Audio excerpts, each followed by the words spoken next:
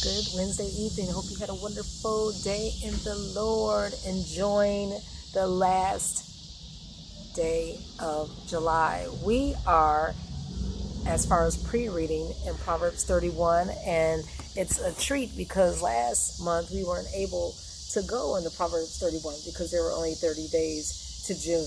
But Timotheus, you said that two scriptures in Proverbs 31, lesser familiar verses.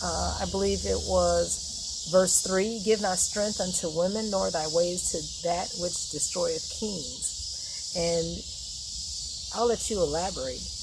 But you were just saying you shouldn't spend so much time trying to get women and all that because they'll be there, or you go ahead. Oh my goodness. You can't spend so much time trying to have a significant other because you're not even going to be solid yourself. I don't know, you should spend more time trying to make sure that you're good, and instead of be trying to think so much about trying to date somebody, just have a relationship with somebody. It's not even that serious. That's not the reason that you was born. You was born to love people, but you shouldn't make that your sole purpose in life. Or to make a collection of having, a stack of, females or whatever. Okay, it could be males too now. Or males, or they could sap your energy, sap your time, and then before you know it, you'll be like, dang, what have I accomplished today, right? What have I done if I'm giving all my strength, all my focus to someone else, right? Whether it's male or female, right? So give not your strength to, those who, are perishing too. And then this says, don't give your strength to women. But like I said, it's anyone, not to man.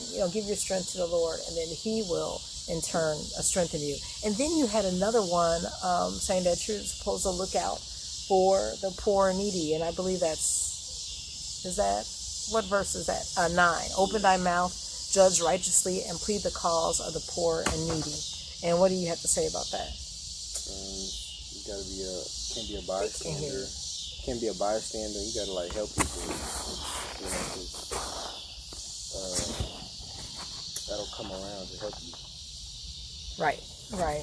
You have to defend those who are less fortunate, and that's really our purpose, to be representatives of the Lord, so that we can strengthen the weak, help the oppressed, the poor, the widows, the fatherless, those who are without, so that they can have hope and be able to do God's will too. Of course, we have to expose them to the gospel. Okay, we are in Joshua 8, and something that you said, and I'm going to throw it to you in a second, but pretty much Achan, right, was stoned to death along with, now this is the midway path. So a lot of planes are coming in. Bless those families and pilots and attendants. Joshua had to get rid of Achan because, he coveted treasure, right? And his family had to be destroyed.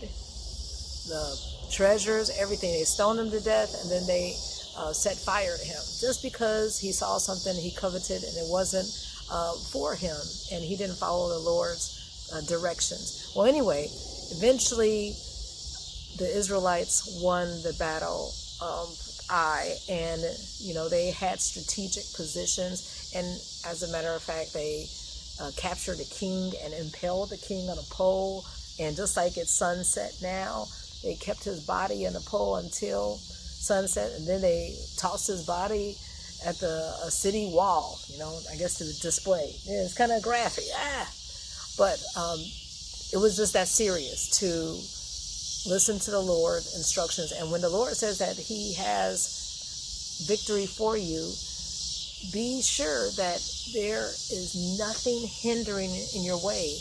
So if you have an Achan treasure, if you have some type of distraction, nothing's worth it. All right, I'm going to toss it to you, Timotheus.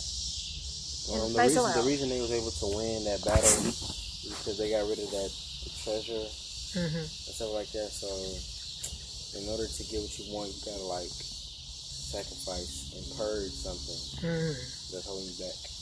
Purge. It could be a person. Like give your strength, not your strength to kings or women or men. Purge distractions. Maybe it's the phone. It's just doing an assessment or inventory with what is in your life that is hindering you from ultimate victory.